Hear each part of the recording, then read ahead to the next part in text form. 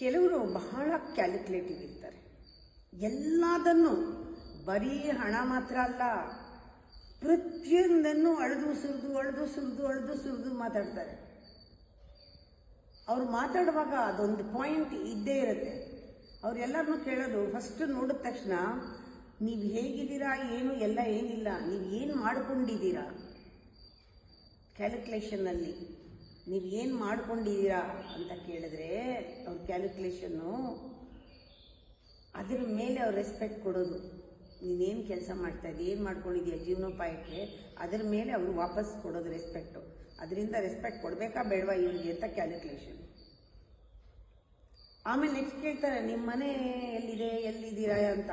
ಯಾಕೆಂದರೆ ಅದ್ರ ಮೇಲೆ ಆ ಏರಿಯಾ ಮೇಲೆ ನಿಮ್ಮ ಹಣ, ನಿಮ್ಮ ದರ್ಜೆ ನೋಡ್ತಾರೆ. ಅವರೇ ನಿಮ್ಮ ಮನೆಗೆ ಬರಲ್ಲ, ಅವ್ರು ಯಾವ ಏರಿಯಾದಿಂದ ಬಂದಿದ್ದೀರಾ ಅಂತ. ಪ್ಯಾಲೇಸ್ ಆರ್ಚರ್ಡಿಂದ ಬಂದಿದ್ದೀರಾ, ಡಾಲರ್ಸ್ ಕಾಲದಿಂದ ಬಂದಿದ್ದೀರಾ, ಚಾಮರಾಜಪೇಟೆಯಿಂದ ಬಂದಿದ್ದೀರಾ, ಕೋಡಿಪಾಳ್ಯದಿಂದ ಬಂದಿದ್ದೀರಾ, ಅಲ್ಲಿಗೆ ಅವರು ಆ ಥರ ಕ್ಯಾಲ್ಕುಲೇಟ್ ಮಾಡ್ತಾರೆ ಅವರು.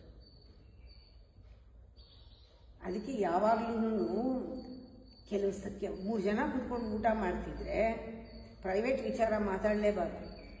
ಇವಾಗ ನೀವು ಯಾಕೆ ಬಂದಿದ್ದೀರಾ, ಊಟ ಮಾಡೋಕ್ಕೆ ಬಂದಿದ್ದೀರಲ್ವಾ, ಇದಕ್ಕೆ ಬಂದಿರಲ್ವಾ, ಅದು ಮಾಡ್ಕೊಂಡು ಹೋಗಿ ಅಂತ ಹೇಳ್ಬೇಕಾಗ್ತದೆ. ಅದಕ್ಕೆ 5 ಜನ ಸೇರಿದ್ರೆ ವ್ಯಾಪಾರ ಅಂತೂ ಮಾತಾಡಲೇಬಾರ್ದು ಕ್ಯಾಲ್ಕುಲೇಟ್ ಮಾಡೋರ ಹತ್ರ.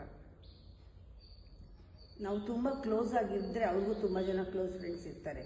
ಕ್ಲೋಸ್ ಅಂತೆಲ್ಲ ಹೇಳ್ಕೊಂಡ್ರೆ ಅವ್ರಿಗೂ ತುಂಬ ಕ್ಲೋಸ್ ಫ್ರೆಂಡ್ಸ್ ಇರ್ತಾರೆ. ವಿಶ್ವಾಸ